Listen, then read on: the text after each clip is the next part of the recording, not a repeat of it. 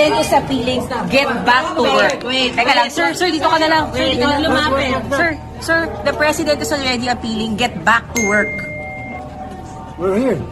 All the 11 will be here. I don't know. Ang bola na sa kanila. May pasabi na po ba sa inyo kung pupunta sila SP Cayetano? Wala, ewan ko kay minority leader. Dapat sa minority leader ang tinitimbrihan niya. Oo. Sa ngayon wala, sir. What happens now? It's the last day of session, sir, before sinidi. Anong plano ng minority dyan? Ano yung paplano kung wala kaming quorum, wala sila. Ano yung paplanuhin namin? Ang alam ko, last time kanina na nag-usap-usap kami sa taas, caucus, we'll wait for them. Ang dami niyo pong bills na hindi natalakay, sir, for 3 days. Wala kami magagawa. I mean, we don't have the number. Is that a concern na hindi kayo nakatalakay? Definitely. Diba nakakahiya eh. We're being paid what? Sabi ko na nga, di ba? How much we're making eh. Sinasabi ko na we're making 10,000 pesos every day. Sir, pwede ba silang arestuhin? Sabi niya isang luminary, legal luminary.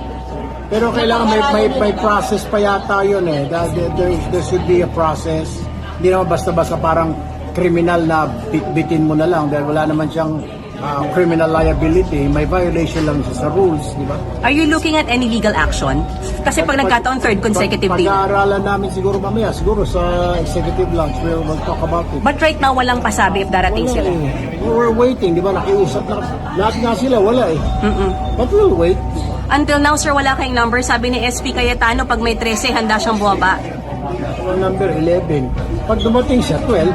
Kasama si Lauren, 13. So wala pang nag-over the backward from majority, sir? Ba't si Sir Lauren po ay pinakausap niyo po actively? You mentioned it. Wala na. I mean, ayaw naman niya. Kinausap yata hanggang the other day. Ayaw po talaga niya. Thank you, guys. Thank you, sir. Thank you. Okay, ma'am. Okay na. Thank you.